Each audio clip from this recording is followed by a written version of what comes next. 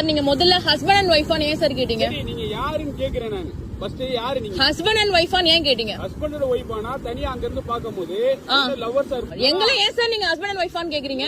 பீச்சுக்குள்ள நல்லா ஒண்ணே ஒன்னு புரிஞ்சுக்கோங்க. என்ன புரிஞ்சுக்கணும்? உங்களுக்கு என்ன தேவை இருக்கு? ரெண்டு பேர் உட்கார்ந்து இருக்காங்கன்னா வந்து ஹஸ்பண்ட் அண்ட் ஒய்ஃபான்னு ஏன் கேக்குறீங்க? முதல்ல யாருன்னு கேட்டேன். யாரெல்லாம் கேட்கல, ஹஸ்பண்ட் அண்ட் ஒய்ஃபா நீங்கன்னு கேக்குறீங்க.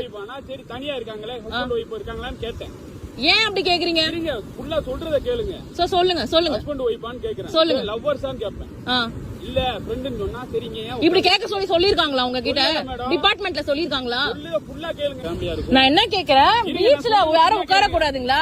ஒரு ஆண் ஒரு பொண்ணு உட்கார்ந்தா ஹஸ்பண்ட் அண்ட் ஒய்ஃபா லவ்வரான்னு கேப்பீங்களா? அப்படி ஏதாவது சட்டம் இருக்கா? சொல்லுங்க.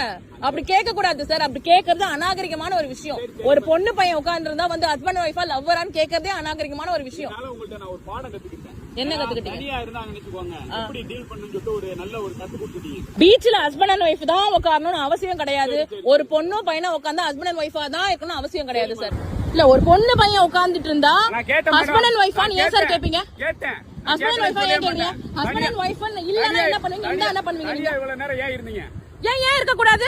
சட்டமா இருக்க கூடாது? சட்டமா? பீச்ல தனியா உட்கார கூடாது சட்டமா? இருட்டுக்குள்ள தனியா உட்கார்ந்தா தப்புதான். எது இருட்டு? இது இருட்டுங்களா? இல்ல இது இருட்டான்னு கேக்குறேன். ஏன் இப்படி உட்கார்ந்தா என்ன பண்ணுவீங்க?